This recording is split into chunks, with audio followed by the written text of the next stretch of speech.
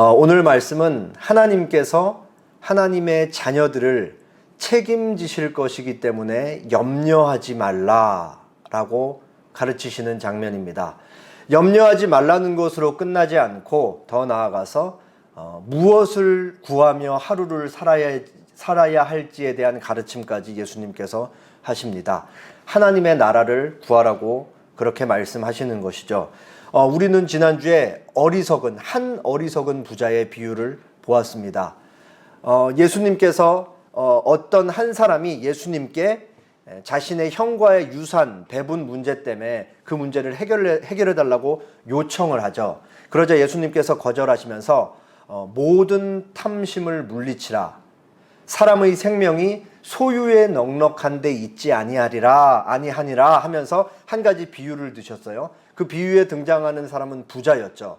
부자에게 엄청난 그 농작물의 결실이 있어서 이제 부자가 고민에 빠졌습니다. 내가 어떻게 하면은 이 많은 것들을 계속해서 가지고 있을 수 있을까? 그래서 부자가 고민한 끝에 계획을 세우죠. 부자가 세웠던 계획은 기존에 갖고 있었던 곡간을 다 헐고 새롭게 지어서 풍성한 결실로 얻은 수많은 곡식들을 거기다 차곡차곡 쌓아 넣을 것이다 라는 계획이었습니다. 그러자 하나님께서 말씀하시죠. 이 어리석은 자야, 내가 오늘 밤에 내 영혼을 도로 취하면 그 모든 네가 쌓아놓은 것이 누구 것이 되겠느냐. 그러면서 예수님께서는 인간의 하루하루에 달린 이 생명에 관한 주권은 하나님께서 갖고 계신다라는 것을 가르치셨고, 더 나아가서 자기 자신만을 위하여 재물을 쌓아두고 하나님께 대하여 부여하지 못한 삶이 바로 저 부자와 같은 어리석은 삶이기 때문에 이렇게 살면은 안 되고 너희는 하나님께 대하여 부요한 삶을 살아야 된다라는 것을 가르치셨죠. 그리고 이제 오늘 본문이 등장합니다. 아주 긴밀한 관계가 있어요. 이 어리석은 부자 비유와 오늘 비유가. 그래서 오늘 비유는 12장 22절부터 24절까지는 첫 번째 가르침, 염려하지 말라. 그리고 25절에서 28절까지는 두 번째 가르침, 하나님께서 다 돌보신다. 사실 여기도 뭐 염려하지 말라는 표현이 당연히 이제 그 의미가 들어 있고요. 29절에서 30절 세 번째 가르침으로서 근심하지 말라. 여기도 동일한 가르침이 반복됩니다. 그리고 31절에서 32절은 네 번째 가르침으로서 지금까지는 부정적인 무엇을 하지 말라는 가르침이었지만 이제는 무엇을 하라는 가르침과 더불어서 하나님께서 너희를 다 돌보신다라는 가르침이 주어지고, 마지막에 결론부에 33절에서 34절까지 너희의 삶은 이러해야 할 것이다 라는 것으로 결론이 납니다. 오늘 말씀을 통해서 하늘에 속한 자의 삶과 땅에 속한 자의 삶의 차이를 우리가 조금 비교해 보고, 그러면은 우리는 하늘에 속한 자로서 이 땅에 하루하루 발을 딛고 살면서 어떠한 삶을 살아가야 되는지 말씀을 통해 조금 생각해 보는 시간을 갖겠습니다. 먼저 말씀 한 절 보고 본문 보도록 하겠습니다. 빌립보서 3장 20절 말씀 새번역 성경으로 가져왔습니다. 그러나 우리의 시민권은 하늘에 있습니다.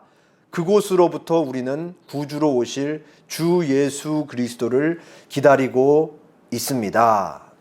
오늘 본문을 아주 잘 요약해 주는 말씀인 것 같아요. 우리가 너무 잘 아는 말씀이죠.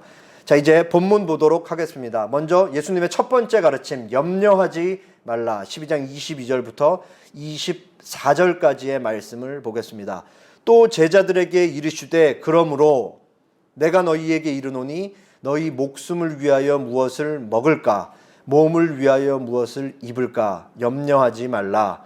목숨이 음식보다 중하고 몸이 의복보다 중하니라. 까마귀를 생각하라. 심지도 아니하고 거두지도 아니하며 골방도 없고 창고도 없으되 하나님이 기르시나니 너희는 새보다 얼마나 더 귀하냐. 예수님께서 염려하지 말라라고 가르치시는데 대상이 누구죠? 또 누구에게 이르시되 예수님께서 제자들에게 말씀을 하신 거예요. 지난주에는 제가 이제 그 서론부에서 지난주에 우리가 보았던 말씀을 간략하게 소개했지만, 한 사람이 예수님께 요청을 하고 예수님께서 그것을 교육의 기회로 삼으셔서 그들에게 말씀하셨다라고 기록이 되어 있어요. 예수님 주변에 있는 모든 청중들이 대상이었던 거예요. 그런데 오늘 본문에서는 예수님께서 대상을 특정하세요. 모든 청중이 아니고 제자들에게 이르셨다라고 분명히 그렇게 그 대상을 한정해서 말씀을 하고 있었던 것이죠. 지난주의 말씀의 핵심은 탐심을 물리치라는 거였다면, 오늘은 염려하지 말라는 걸 예수님이 이제 계속해서 얘기하실 참입니다. 예수님은 구체적으로 무엇을 염려하지 말라라는 것에 대해서 그렇게 얘기를 하고 계십니다. 뭘 염려하지 마냐? 너희 목숨을 위하여 무엇을 먹을까? 몸을 위하여 무엇을 입을까? 염려하지 말라. 목숨이 음식보다 중하고 몸이 의복보다 중하니라. 예수님께서 하루의 생존을 위해서 무엇을 먹을까, 무엇을 마실까에 대해서 염려하지 말라고 말씀하시는 것이죠. 예수님께서 먹고 마시고 하루하루 살아가는 것이 중요하지 않다라는 것을 말씀하고 계신 게 아닌 것은 우리가 다 잘 알죠. 예수님께서 여기서 경계하시는 건 뭐냐면, 하루하루 살아가는데 그 생존만을 위해서 먹고 마시는 일을 염려하는 것을 하지 말라 이거예요. 염려하는 것을. 어리석은 부자 비유를 통해 우리가 탐심을 배우고, 동시에 인간 생명의 주권, 사람이 하루하루 살아가는 것은 오직 하나님께 그 주권이 달려있다. 인간의 생사화복은 하나님이 오직 주관하신다라는 것을 우리가 잘 배울 수 있잖아요. 하나님께서 생명까지도 주관하시는데 제자들로 살아가는 너희의 삶을 하나님께서 책임져 주지 않으시겠느냐 라고 말씀을 하시는 거죠. 그렇기 때문에 너희는 염려를 하지 말라라고 그렇게 말씀하고 계신 것입니다. 아마도 예수님께서 염려하지 말라고 가르치시는 이유가 당연히 있겠죠. 탐심은 적극적으로 뭔가를 가지려는 마음이죠. 염려는 뭐예요? 약간 소극적인 의미인데, 염려는 생존을 위해, 문맥에서 생존을 위해 염려한다는 것은 오늘 하루 내가 먹고 마실 게 없을까봐 걱정하는 마음인 거잖아요. 근데 더 가지려는 탐심과 오늘 하루 내가 굶어 죽으면 어떡하지라는 이 염려가 삶에 들어가는 형태로는 같은 모습으로 나타난다는 거예요. 그게 뭐죠? 쌓아두는 거죠. 더 갖기 위해서 쌓아두는 것과, 내가 너무 미래가 염려되기 때문에 그걸 해소하기 위해서 내가 오늘 하는 행동이 뭐냐? 쌓아두는 것. 그거 하지 말라고, 염려하지 말라라고 예수님께서 그렇게 가르치고 계신 것이죠. 예수님께서는 그것이 염려라는 소극적인 마음이라 해도 그게 하나님을 보지 못하게 만들고 하나님의 섭리적인 돌보심을 보지 못하게 만든다면 그것은 적극적으로 경계해야 된다라고 그렇게 말씀하고 계신 것입니다. 그러면서 쌓는, 하루하루를 자신의 그 염려와 근심을 해소하기 위해 쌓는 삶이 아닌 그것보다는 더 생산적이고 적극적인 삶을 살아야 된다라고 이렇게 계속 이제 가르치실 참인 거예요. 그러면서 거기에 중요하게 예수님께서 가르치시는 핵심에 뭐가 자리하고 있냐? 하나님께서 너희를 다 돌보실 것이기 때문에 걱정하지 말라라고 그렇게 말씀을 하시는 것이죠. 그러면서 하나님께서 첫 번째로 예를 드는 게 뭐냐? 바로 까마귀입니다. 까마귀를 생각하라. 여기서 생각하는 건 관찰하라, 숙고하라, 곰곰이 들여다보라, 이런 의미예요. 까마귀를 생각하라. 심지도 아니하고 거두지도 아니하며 골방도 없고 창고도 없으되 하나님이 기르시나니 너희는 새보다 얼마나 더 귀하냐. 까마귀가 농사 짓는 법을 모르잖아요. 그리고 까마귀가 뭐 경제가 돌아가는 원리에 대해서 아나요? 그렇지만 우리가 눈에서 까마귀를 자주 볼 수 있듯이 까마귀는 잘 살아갑니다. 왜 그럴 수 있어요? 하나님께서 먹이시고 입히시고 하루를 살게 하시기 때문에, 죽을 때조차도 하나님이 다 정해놓으셨기 때문에 까마귀는 잘 살아갈 수가 있는 거예요. 하나님께서 그렇게 우리가 볼 때 별로 신경 쓰지 않으면서 보는 그 까마귀조차도 다 지키시는데, 하물며 너희는 얼마나 그 까마귀 너희가 보는 새들보다 귀하냐. 하나님이 당연히 너희의 삶을 지키지 않겠느냐. 너희의 생존을 책임지지 않겠느냐. 하나님께서 너희의 하루하루 먹고 사는 것을 책임지는 것은 너무 당연한 이치다. 그렇게 말씀을 하십니다. 그리고 이어지는 내용도 크게 다르지 않아요. 이어지는 내용에서 조금 다른 건 염려가 얼마나 덧없는 것인지, 의미가 없는 것인지 예수님께서 그렇게 말씀을 하실 참입니다. 그러니까 우리가 실존적으로 염려를 안 하면서 살 수 없기 때문에 염려가 얼마나 덧없는 것인지를 이제 가르치시는 거겠죠. 25절에서부터 28절 조금 길죠. 제가 25, 26, 27 읽을 테니까 여러분이 28절 읽어주시면 되겠습니다. 또 너희 중에 누가 염려함으로 그 길을 한 자라도 더할 수 있느냐. 그런즉 가장 작은 일도 하지 못하면서 어찌 다른 일들을 염려하느냐. 백화파를 생각하여 보라. 실도 만들지 않고 짜지도 아니하느니라. 그러나 내가 너희에게 말하노니 솔로몬의 모든 영광으로도 입은 것이 이 꽃 하나만큼도 훌륭하지 못하였느니라. 하나님이 이렇게 시키시거든 하물며 너희가 믿음이 적은 자라. 예수님께서는 인간의 한계를 지적하십니다. 인간이 제 아무리 키에 조금을 늘리고 싶다 한다 한들 인간이 키를 늘릴 수가 없죠. 그렇듯이 그렇게 한계가 있는 가장 작은 일조차도 혼자 해내지 못하는 너희 인간이 어떻게 너희의 이 생명과 관련된 것과 이 모든 것을 스스로 지켜낼 수 있다라고 생각을 하느냐. 왜 염려하느냐.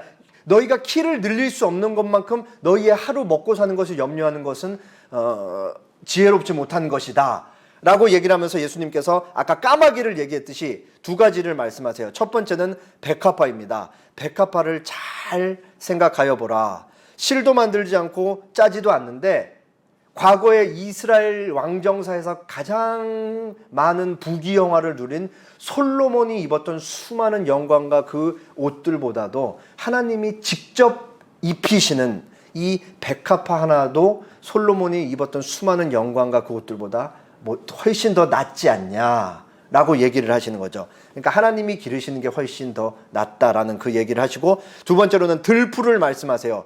오늘 있다가 내일 아궁이에 던져지는 들풀도 하나님께서 입히시거든 하물며 너희일까 보냐. 일반적으로 들풀은 우리가 막 짓밟고 있다가 또 갑자기 음식할 때 만들어서 아궁이에 들어가는 것처럼 어떻게 보면 우리가 보는 것 중에 가장 가치가 적은 거라고 할 수 있죠.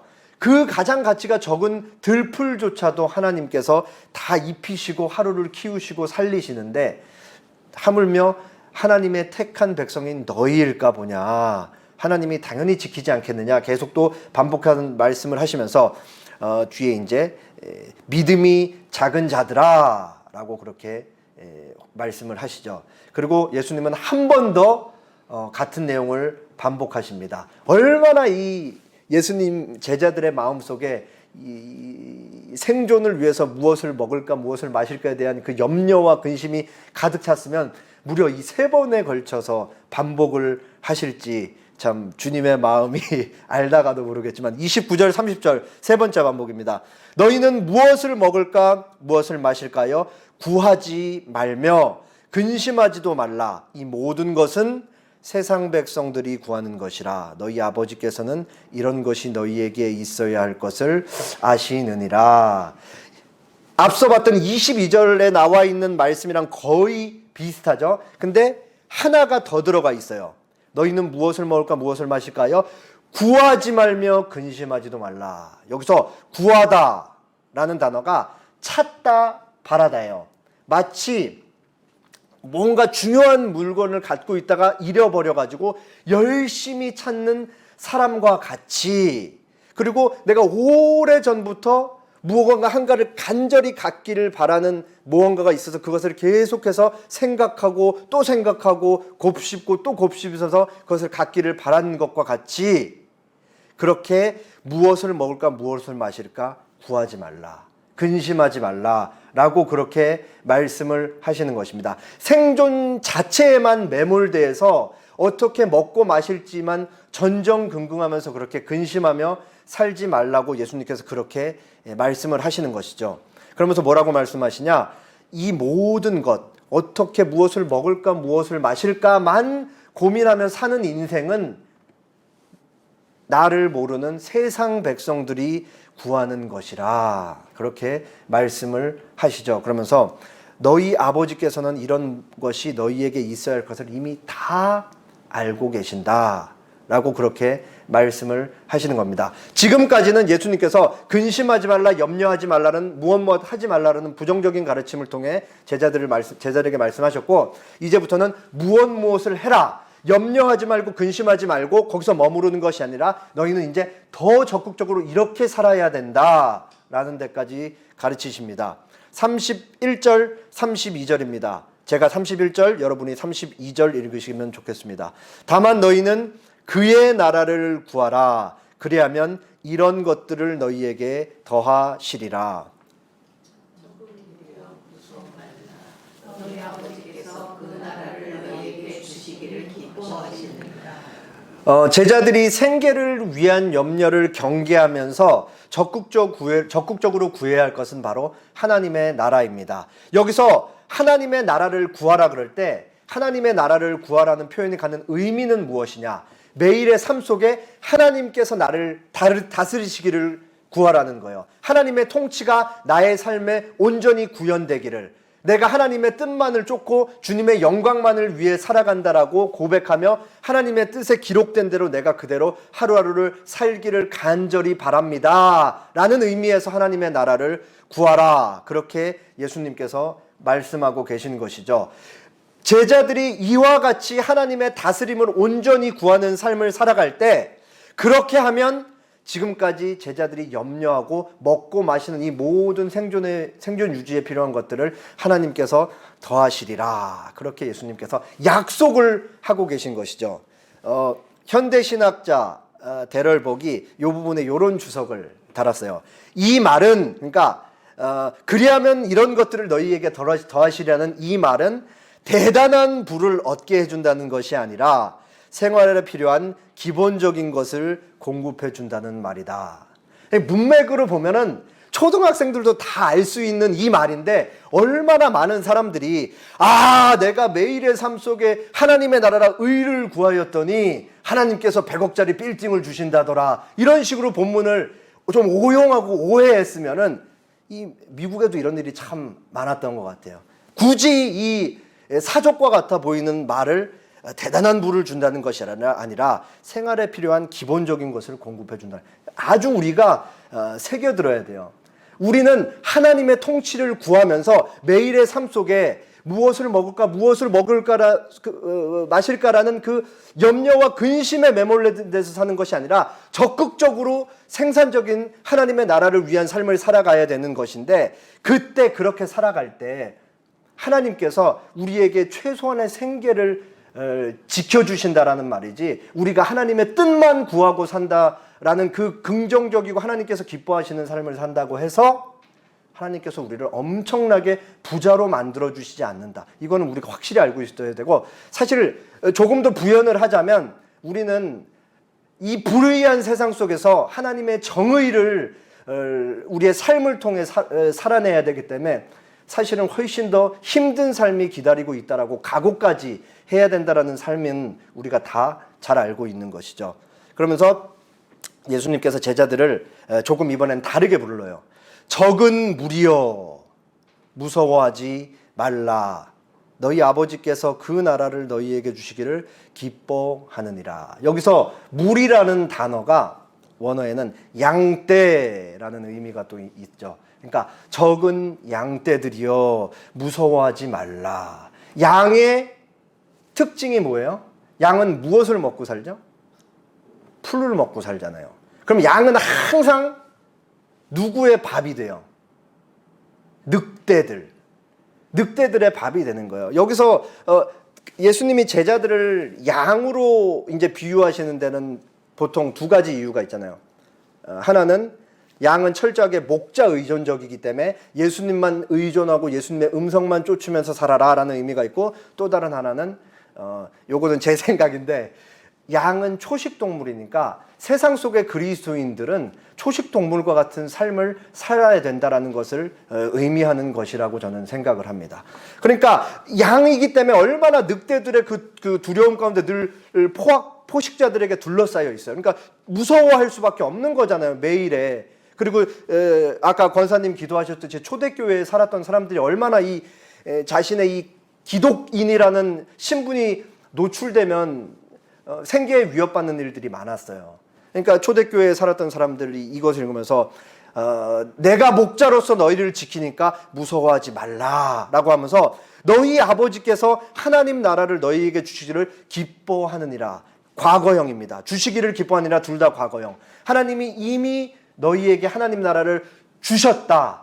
그리고 이미 주셨기 때문에 하나님의 약속은 불변하고 취소되지 않기 때문에 영원한 나라, 지금 너희가 받고 너희가 살아가는 하나님 나라가 영원한 하나님 나라까지 이어질 것이다.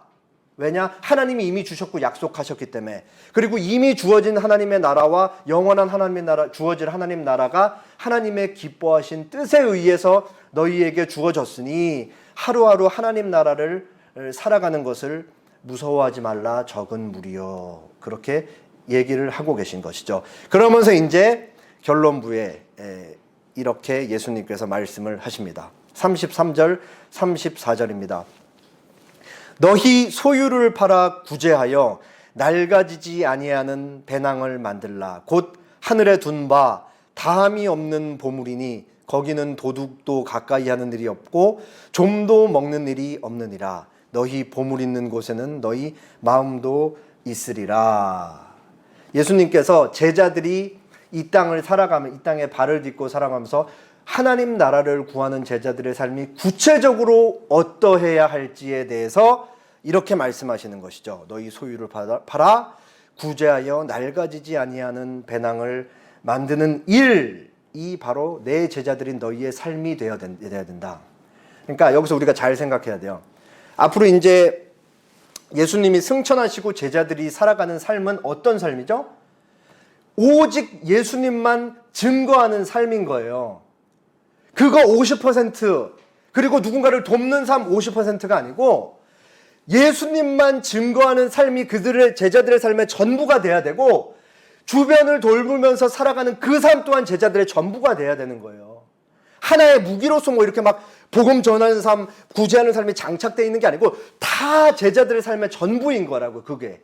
그러니까 뭔가 나눠서 할 수 있는 게 아니고 복음도 전하면서 사회적으로 주변 사람들을 돌보는 일조차도 똑같이 중요한 이 두 가지가 이제 항상 같이 간다라는 것을 이미 예수님께서 제자들에게 가르친 것이죠. 그리고 하루하루 그렇게 살아가는 삶의 모습이 곧 하늘에 도둑도 들지 않고 줄어들지도 않고 계속해서 차곡차곡 쌓이는 하늘에 쌓아두는 다함이 없는 보물을 쌓아두는 삶인 것이다 라고 예수님께서 그렇게 제자들에게 말씀하시고 가르치시는 것이죠.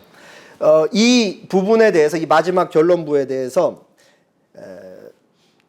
저 같은 경우는 사실 이 33절 읽으면서 아주 부담스러웠는데 나름 또 이제 좀 해방감을 느낀 게 많은 학자들이 좀 대동소이하게 이 부분에 대해서 이렇게 얘기를 하더라고요. 그 중에 이제 한 명의 학자, 제가 되게 좋아하는 칼빈, 16세기에 살았던 칼빈의 글만을 가져왔습니다. 재산을 팔라는 지시사항을 자신의 재산을 아무것도 남겨두지 말라는 식으로 너무 빡빡하게 적용할 필요는 없다. 그리스도께서 가르치시는 교훈은 남아 돌아가는 것을 찔끔찔끔 흘리는 식으로 가난한 자들을 도와서는 안 된다는 말이다.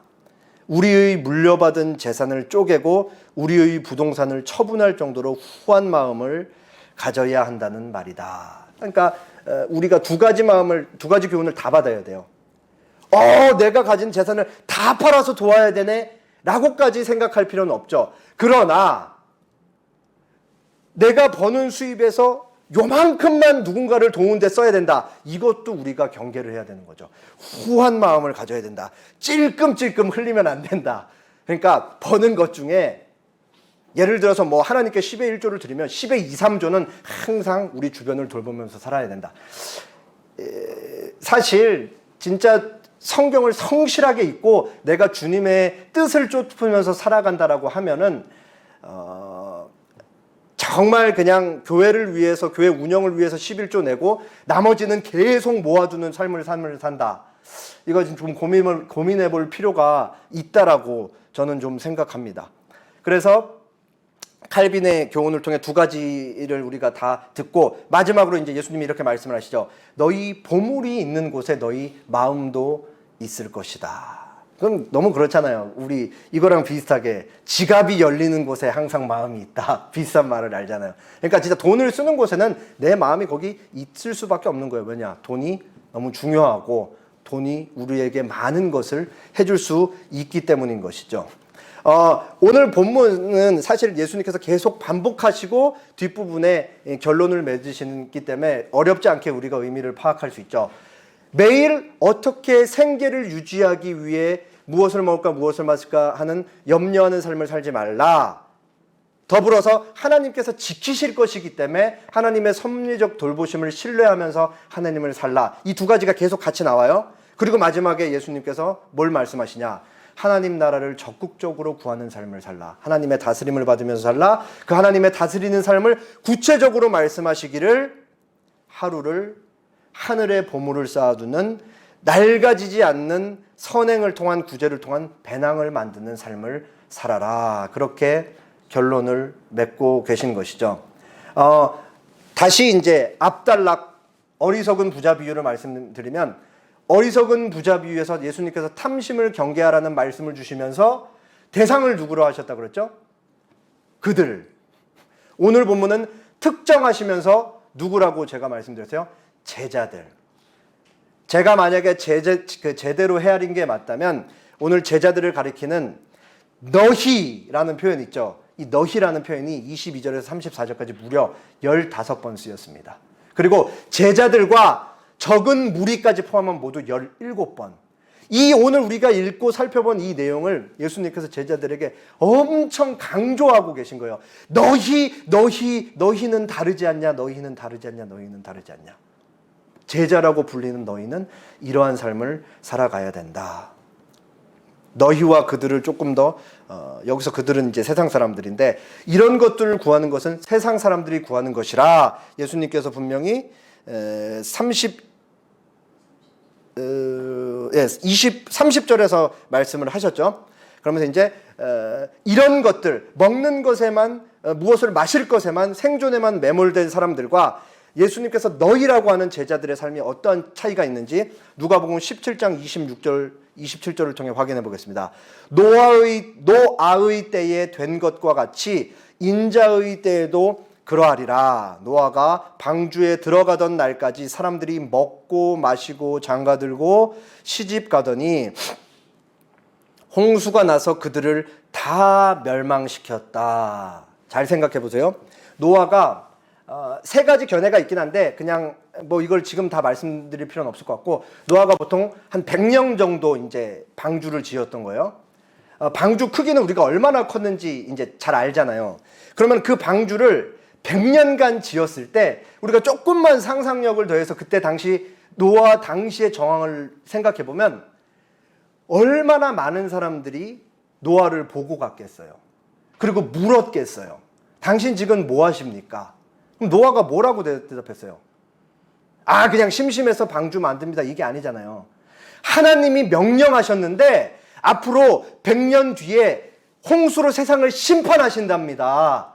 그래서 저는 하나님의 말씀을 듣고 순종해서 매일매일 방주를 짓고 있습니다. 사람들이 그거를 100년 동안 눈으로 보고 귀로 들은 거예요. 자기들만 보고 듣고 했을까요? 사람들이 얼마나 뒤에 가서 얘기하는 걸 좋아해요. 저기 노아라는 사람이 있고 노아라는 사람의 일가족이 있는데 벌써 몇십 년 동안 방주를 짓고 있대. 하나님이 명령을 하셨대. 신이 명령하셨대. 그래서 저렇게 짓고 있대. 그러면서 누군가는 쯧쯧쯧 아유 저 바보 같은 사람. 저 사람 제정신인가? 이러면서 말들이 막 퍼지면서 그렇게 살았던 것이죠. 그때 당시에 사람들이 어떻게 살았는지 예수님께서 직접 말씀하시죠. 노아가 방주에 들어가던 날까지 사람들이 먹고 마시고 장가들고 시집 가더니 홍수가 나서 그들을 다 멸망시켰다. 여기서 먹고 마시고 장가들고 시집 갔다. 노아와 같이 살았던 당대 사람들이 뭔가 엄청난 죄를 지었다라는 게 아니에요. 저는 바로 이 지점에 이 예수님이 지적하고 있는 이 부분이 얼마나 무서운지를 표현하고 있다라고 생각해요. 모두가 공유하는 삶, 모두가 아무런 의구심을 갖지 않는 평범한 삶, 통념의 지배를 받으면서 너도 똑같고 나도 똑같기 때문에 아무런 문제의식을 느끼지 않는 삶, 그 삶이 바로 그 평범한 삶이 먹고 마시고 장가들고 시집 가는 삶인 거예요. 여기서 뚜렷하게 대비가 되잖아요. 노아의 삶과 먹고 마시고 장가들고 시집 가렸던 평범한 삶이 대비가 된다고요. 그리스도인의 삶이 어떤 삶인 거예요? 노아와 같은 삶, 당대로 치면은 이 정도로 다른 삶이어야 한다라는 것이죠. 통념의 지배를 받으며 세속적인 생각을 공유하면서 그것이 마치 옳은 것처럼 보이는 그런 삶이 아니라 전혀 다른 지배 원리, 전혀 다른 사상의 원리를 받아들이면서 사는 삶. 그게 바로 그리스도인의 삶, 주님의 뜻을 쫓는 삶, 하나님의 명령을 매일매일 순종하면서 살아가는 삶인 거죠. 삶의 양태가 너무 다르다고요. 마치 노아가 계속 방주만 짓고 사람들은 무시하면서 먹고 마셔주고 장가들고 시집 갔듯이 삶의 모습이 너무 다르다라는 사실을 우리가 그렇게 알 수 있는 것입니다. 다들 그냥 그렇게 적당히 적응하고 순응하면서 잘못된 것을 보면서도 어떻게 보면 문제 제기를 않는 삶이 오늘 우리네 삶인 것 같아요. 세상이 만들어내는 것은 폭력이고 세상은 언제나 죽음을 향해 전속력으로 달려가고 있는 그러한 삶인데 그러한 것을 보면 그런 삶을 보면서도 그냥 간과하면서 그냥 쓱 모른 척하면서 지나가는 것이죠. 거기에 문제 제기를 하면은 피곤해지니까. 그리고 문제 제기를 하면은 복잡해지니까. 그렇기 때문에 이 믿지 않는 사람들과 믿는 사람들 중에도 이런 현실을 목도하면서 다양하게 반응을 하는 것 같아요. 어떤 악한 사람들은 이 악한 시대에 적극적으로 편승해서 악을 도모하면서 사는 삶이 있는 것이고 또 어떤 사람들은 그게 잘못된 줄 알지만 문제를 제기했을 때 자기가 당할 불이익 같은 거를 생각하면서 비겁하게 살아가는 것이고 그리고 가장 많은 사람들은 뭐가 옳은지 그른지도 모르면서 그냥 아이고 저 사람이 얘기하면 그게 옳습니다. 저 사람이 또 저렇게 하면 그게 옳지요. 다 오도되면서 생각 없이 사는 사람들이 대부분이고 그런 속에서 우리는 하나님의 말씀, 절대 진리, 옳은 것을 갖고 있는 사람들로서 생각도 달라야 되고 생각이 다른 데서 나오는 발현되는 삶의 모습도 이들과 전혀 달라야 된다. 그냥 그렇게 모두가 암묵적으로 쉬쉬하고 동의하면서 문제 제기하지 않으면서 살아가는 그 삶이 아니라 우리는 거기서 저항하며 문제를 제기하면서 전혀 다른 삶의 모습으로 살아가는 것이 바로 그리스도인의 하늘에 속한 사람의 삶이다라는 것을 알 수 있는 것이죠. 제가 이제 개인적으로 좀 아쉬운 건 오늘날 얼마나 많은 부모들이 자식들을 조금 더 나은, 그러니까 부모들의 마음은 항상 순수하다라고 저는 생각을 해요. 자식들에게 좀 더 나은 미래를 물려주고 싶고 나은 삶을 살게 하기 때문에 그렇게 애들을 쥐잡듯이 잡으면서 학원을 막 5-6개씩 보내고 막 감옥 같은 세장 같은 데서 막 자식들을 이렇게 키우는 거잖아요. 근데 그 자식들에게 조금 더 나은 미래를 물려주고 싶은 그 순수한 마음이 잘못된 통념에 의해서 돌아가고 있기 때문에 사실은 자식들에게 훨씬 더 불행한 미래를 지금 주고 있는 거라고요. 학교 선생님들 문제부터 해가지고 이 미래에 어떻게 그 아이들이 이 잘못된 세상에서 그 다 순수한 마음 내 자식 좀 더 좋은 미래를 주기 위해서 하는 행동들인데 길게 보면 자식들을 훨씬 불행한 한국 사회 속으로 몰아넣고 있는 것이라고요. 그러니까 자충수를 두고 있네, 자충수를.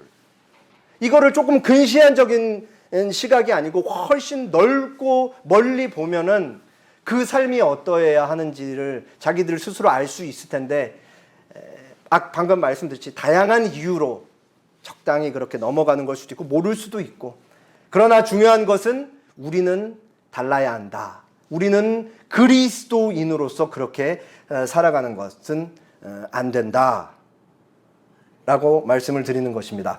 우리가 하나님 나라를 살아간다라고 할 때 가장 중요한 건 사랑의 원리잖아요. 사랑의 원리. 그래서 이제 그 사랑의 원리, 결국은 성경은 처음부터 끝까지 하나님을 사랑하고 하나님을 사랑하는 사람이 주변을 향해 이웃을 사랑할 수밖에 없는 삶을 살아갈 수밖에 없다. 그럼 창세기부터 계시록까지 다 그 얘기하는 거예요, 사실은. 근데 오늘 본문에는 그 사랑에 대한 특정적인 모습으로 이제 구제, 누구를 도와야 한다는 것이 나와 있는 것이죠. 구체적인 신뢰로. 하나님을 사랑해야 된다.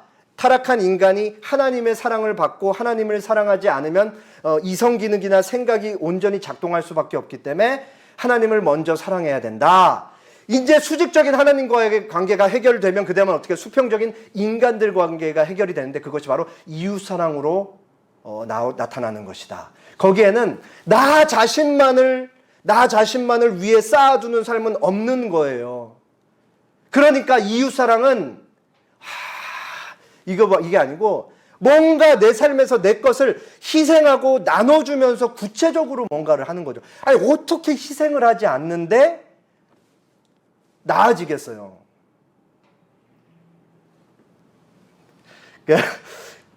아무튼 이러한 삶을 살아갈 때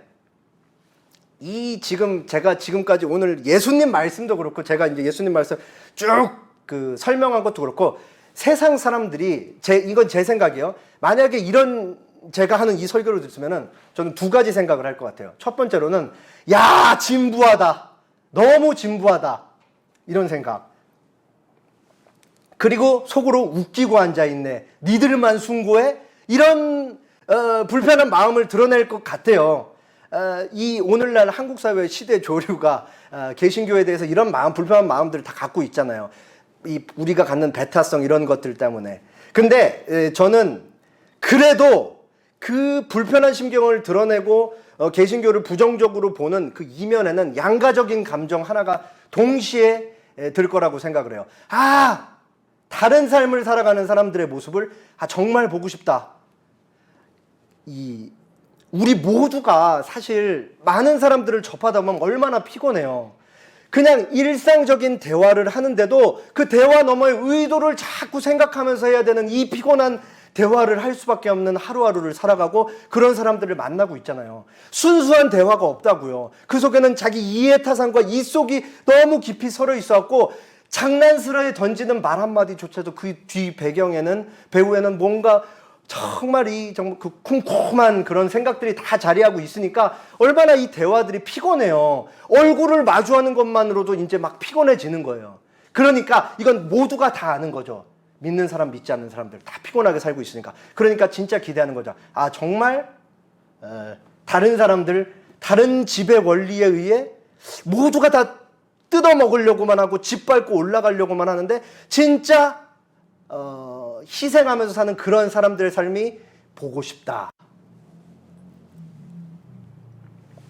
이런 양가적인 감정이 들 거라는 생각이 듭니다. 제 바람인지도 모르겠어요.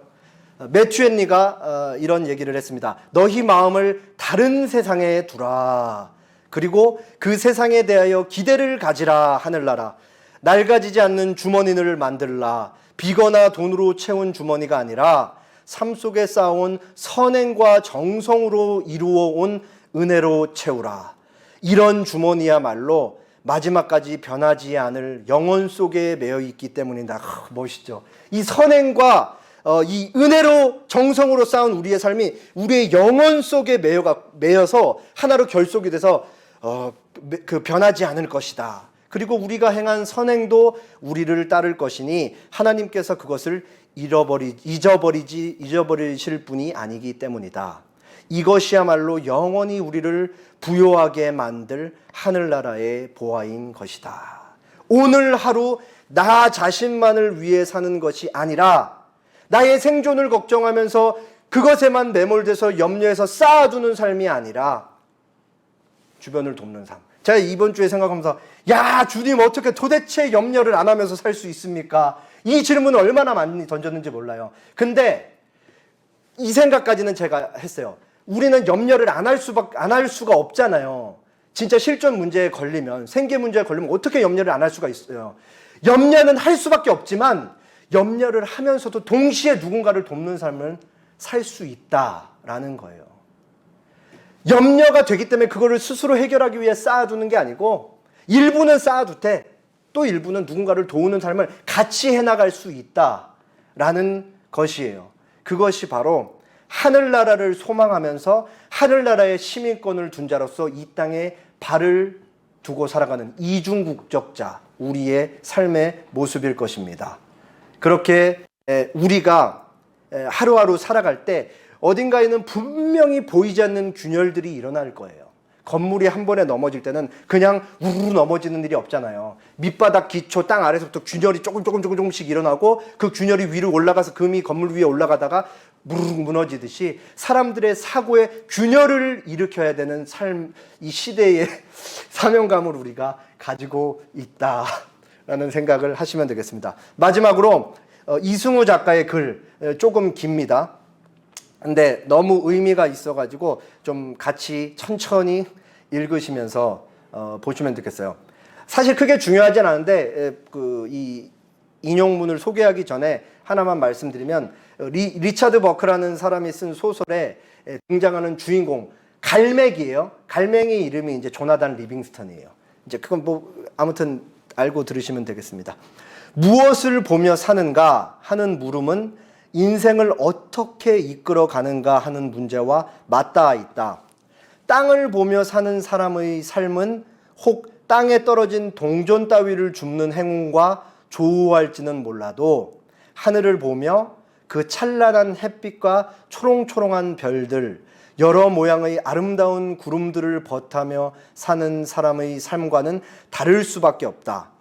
땅이 하늘과 다른 것처럼 하늘은 땅과 다르다. 땅을 보기 위해서는 고개를 쳐들 수 없고 고개를 떨어뜨린 채로는 하늘을 볼 수 없다.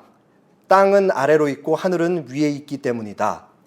갈매기의 꿈의 작가 리처드 바크의 통찰을 되짚어 볼 때 땅을 보며 사는 삶은 해변가에 널린 생선 찌꺼기에 연연하는 보통 갈매기족의 삶과 상응하고 하늘을 보며 사는 삶은 갈매기족의 생활 방식 및 관습의 벽을 부수고 창공으로 치솟아올라 높이 나는 데에 주력하는 조나단 리빙스턴의 삶과 상응한다. 다 갈매기인데 조나단 리빙스턴 갈매기는 다른 삶, 하늘을 상공하는 삶, 나머지는 땅바닥에 있는 먹이만을 쫓는 삶을 비교하는 거예요.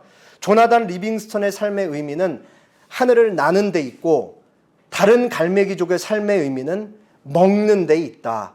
조나단 리빙스턴의 시선은 하늘을 향하고 다른 갈매기들의 시선은 해변에 머문다.